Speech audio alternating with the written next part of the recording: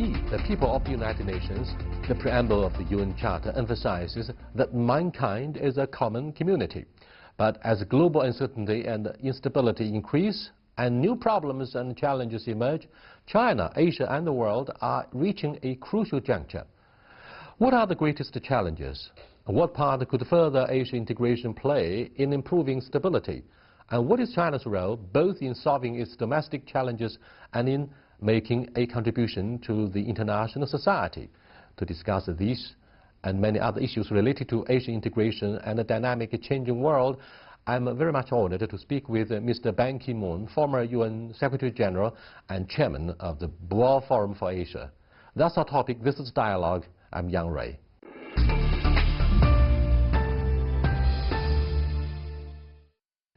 Welcome to Dialogue, Your Excellency. Today we seem to be living in an age of unpredictability, such as deglobalization and the rise of unilateralism and protectionism. I'd like to know your thoughts about the role China could play in dealing with such issues. As a former Secretary General of the United Nations who has been working tirelessly to strengthen and to promote peace and security and prosperity, where nobody is left behind.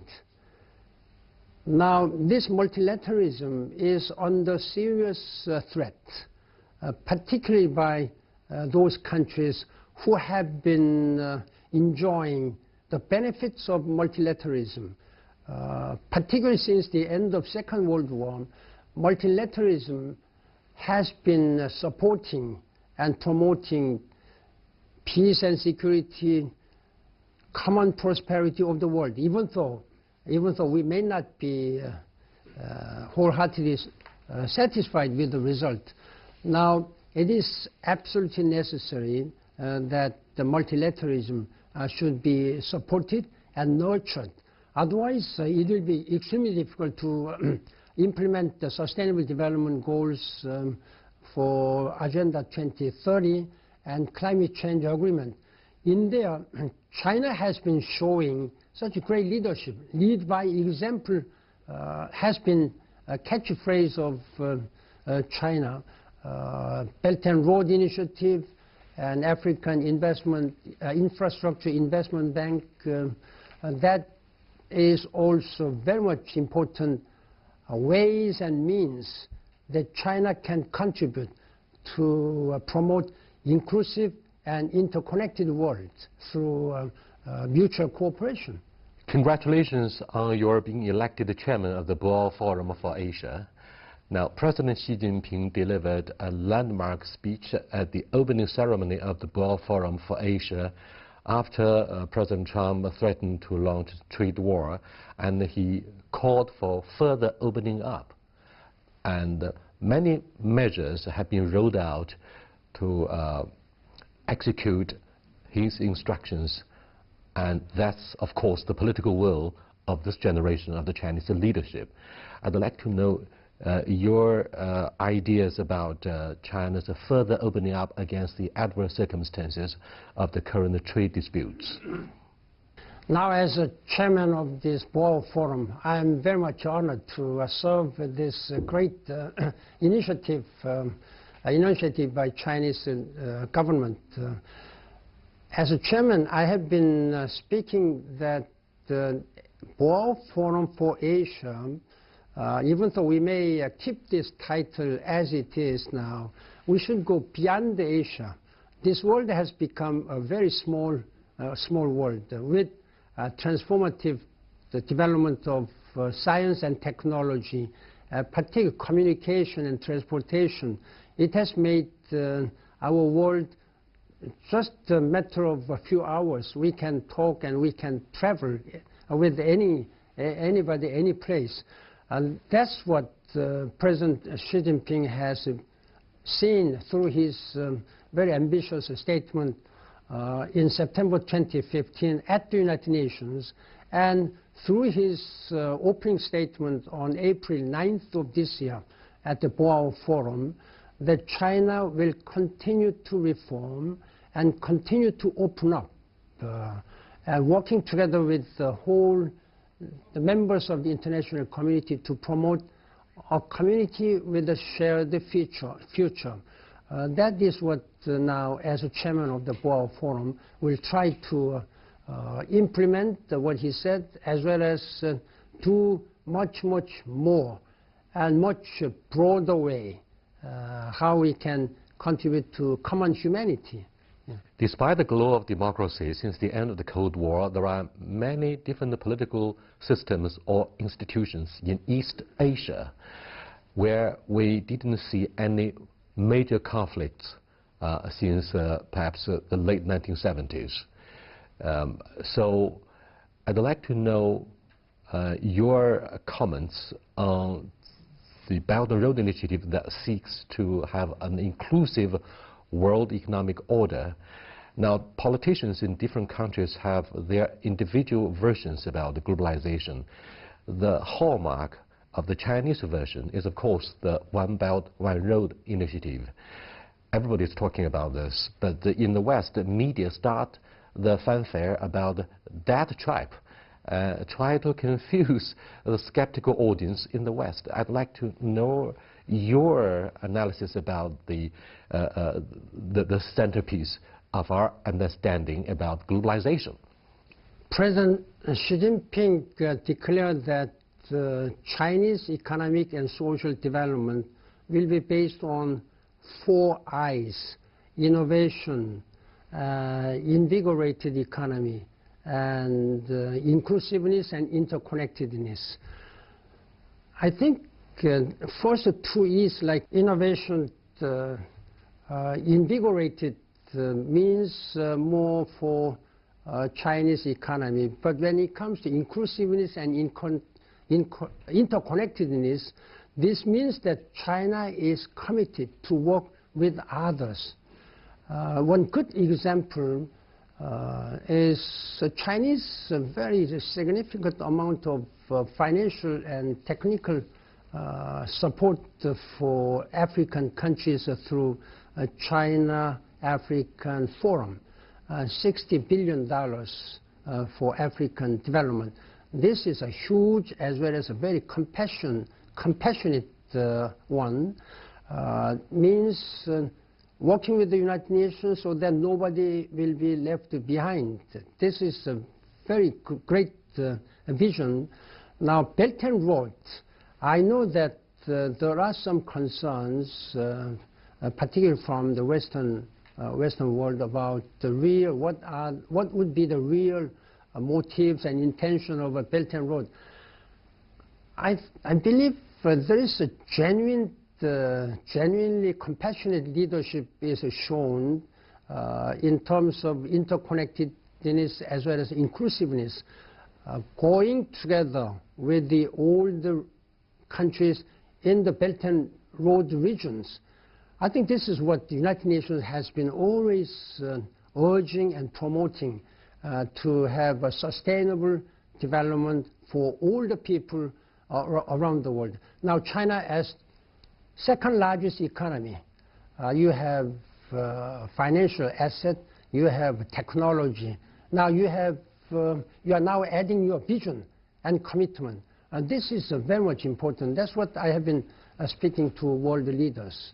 Recently, the UN Climate Change Conference took place in Poland, and during your term as Secretary General of the United Nations, what do you think of the urgency of addressing global warming? Some politicians threaten to completely withdraw from this international framework. However, we have this constant threat of the rise of sea levels, as well as damage of the environment, environmentally not very friendly mode of development. So can you tell us how important is the issue of climate change? I cannot overemphasize anymore the importance and urgency of addressing climate change phenomena. The Intergovernmental Panel on Climate Change, IPCC, has already re-emphasized by announcing their recommendation on last October 8th that the world global temperature rise must be contained under below 1.5 degrees Celsius. That recommendation must be implemented. Now, I am deeply concerned that some countries like the United States, Saudi Arabia, Kuwait, and Poland, they are now supporting this one. The current climate change summit meeting, which is now going in Katowice, Poland, does not make much progress. I cannot again but emphasize the important contribution China has made together with the United States during the time of President Obama. Without China and without the American leadership, this Paris climate change agreement could never be possible. In that regard, I am deeply grateful for President Xi Jinping's very forward-looking, future-oriented leadership and his commitment. The way he exercised his leadership was very much dramatic when on September 3rd, 2016, just the day before the G20 summit in Hangzhou, he invited President Obama and myself. And President Xi Jinping, President Obama presented their respective instrument of ratification of Paris Climate Change Agreement to me, to the United Nations. The total aggregated the amount of global greenhouse gas emission was 38% of the world. That means it was more than 1/3 was accounted for.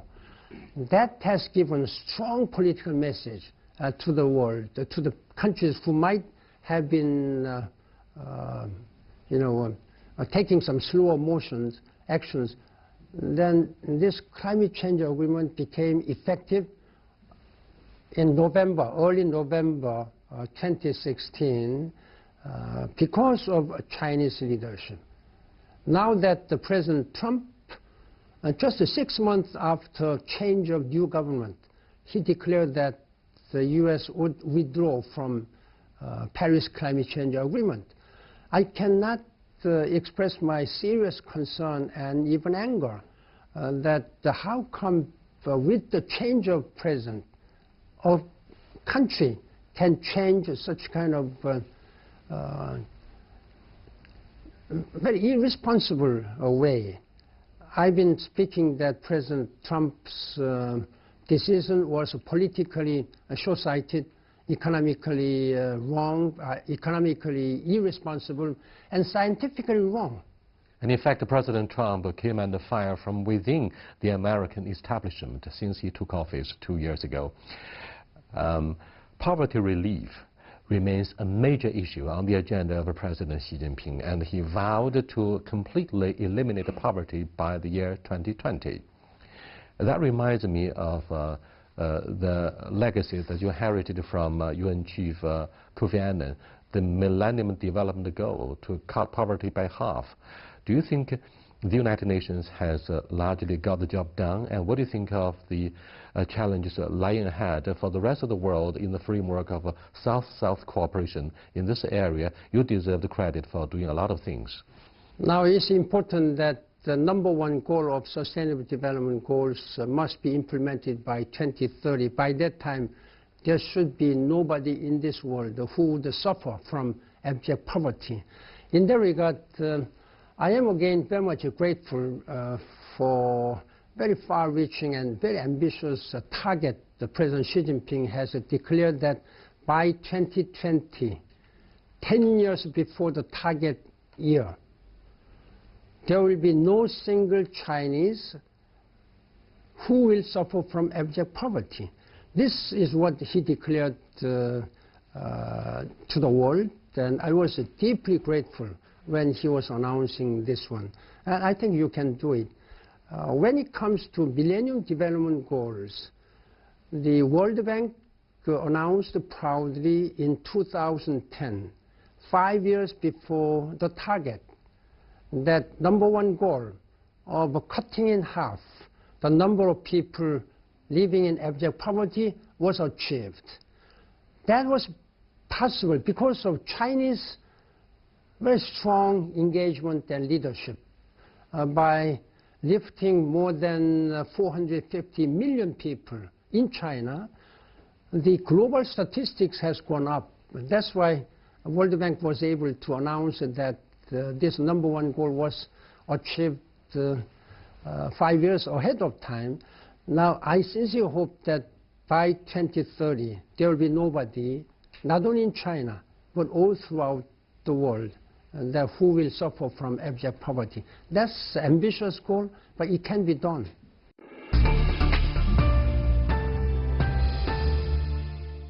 Catch up more quickly. I'm quite confident. I sincerely hope that China will continue to exercise a compassionate leadership, not only for Chinese people, but for the people around the world.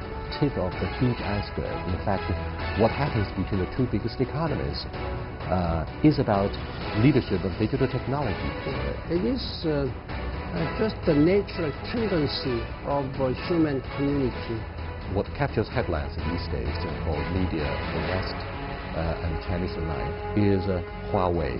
This is an era of unlimited competition. I've been following issues concerning African development. President Xi Jinping held many talks with African politicians about the massive program of industrialization. But when I visited Johannesburg in South Africa, local policymakers shared with me their expectations about how to close the gap between rich and poor, between the North and South, between developing and developed countries more quickly through the use of digital technology.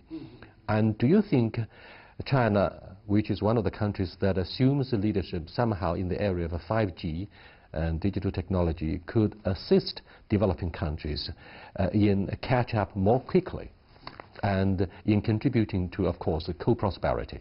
I'm quite confident and optimistic about the way ahead, that China, with this speed and with this capacity to achieve rapidly the scientific and technological advancement, particularly using the technologies and innovation with the fourth industrial revolution.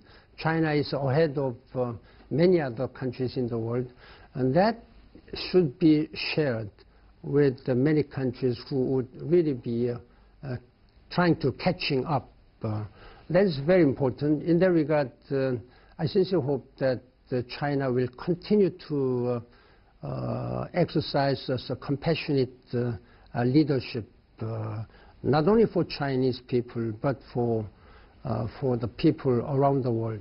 And this world is a very small world, tightly interconnected, and the national boundaries do not mean much at this time. Therefore, we need to be able to work together. We are all in this together. However, China drew criticism from the United States and even suspicions about the so-called China's ambitions in surpassing the United States, which is, of course, the sole superpower with the end of the Cold War in many ways, including digital leadership.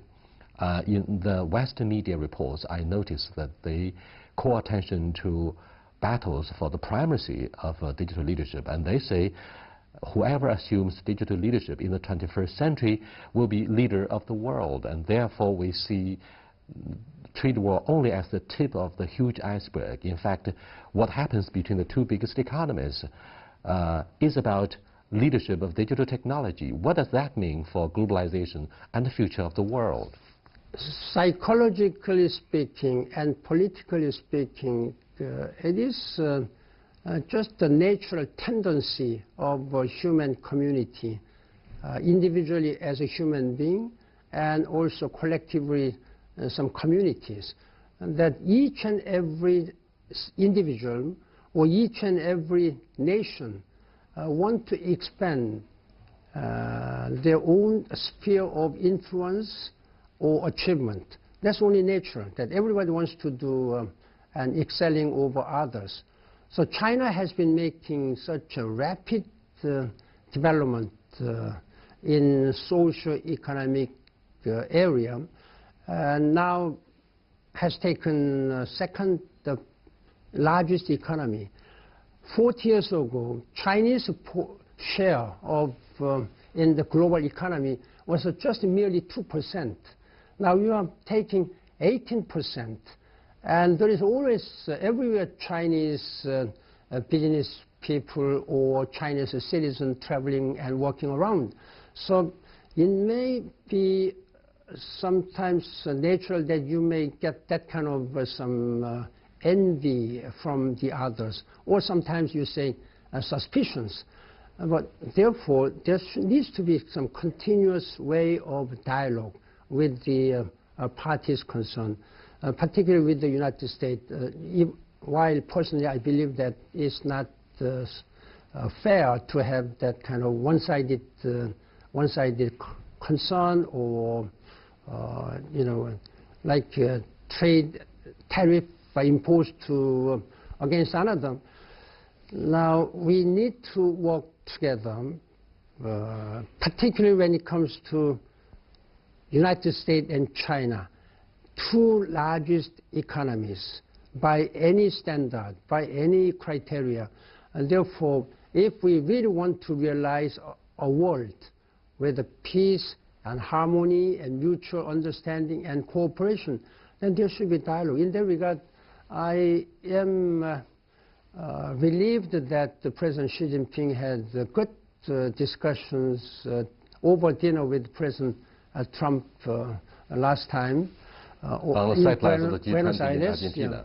yeah. And even though they termed it in the media the ceasefire, but that kind of, whether it is a ceasefire or dialogue, that's a good one, positive one. I hope China and United States will really be able to work together for common future of our society. The last question is very much about what happens in Northeast Asia. Now, what captures headlines these days for media, the West and Chinese alike, is Huawei. Sales of Huawei are banned also in Japan, a major economy in our neighborhood, South Korea and China. But this year, Prime Minister Shinzo Abe came over to help normalize the relationship. What does that mean for the peace, stability and prosperity of this region? This is an era of unlimited competition, and the science and technology development is now moving at the lightning speed. So Huawei is now one of the most advanced technology developing company. So you should be proud. I'm not the scientist, so I do not know much about all this technological aspect. At the same time, as a Korean, we are very proud of Samsung or some other, technological advancement. So it is only natural that one feels proud of their own achievement. I feel that most of the Chinese people would be proud of that kind of achievement. At the same time, while there are some concerns about this, these concerns, rather than taking unilateral action, should be resolved harmoniously through dialogue. In fact, we'd like to draw more inspirations from our neighboring country of ROK, where chip design, semiconductor production, and chip production have set a very good example for China, whose economy and the size of the economy is much bigger than your country, but you have done so well. Can you share with the Chinese viewers and indeed a curious audience throughout the world about the success of South Korea in this particular area? Because we are talking about whoever who controls the chip design and production will assume a digital leadership in the world. I think it's always good to have fair competition. That will make our society more and more prosperous and more mutually reinforcing, mutually beneficial. That's the basic concept and philosophy of our free market economy. Now that China has been advancing so rapidly, then I hope China will also do much more for common prosperity as you are doing. But there are many people who are looking to China and appreciating what Chinese government and people are doing throughout the world, particularly for those people who are in need. Many developing countries, particularly in Africa, and least developing countries. This is what United Nations has been really promoting to be shared more and more widely around the world. That's the basic philosophy of Sustainable Development Goals, where nobody should be left behind.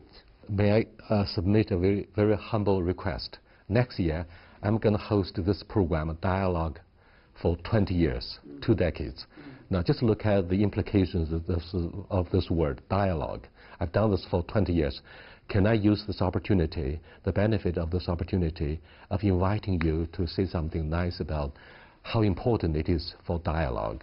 I'll be honored to participate, if invited. Thank you so much. Thank you, Martin. 谢谢.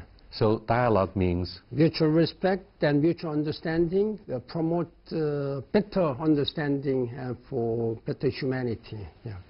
Thank you so much. I feel so honored you could ever come.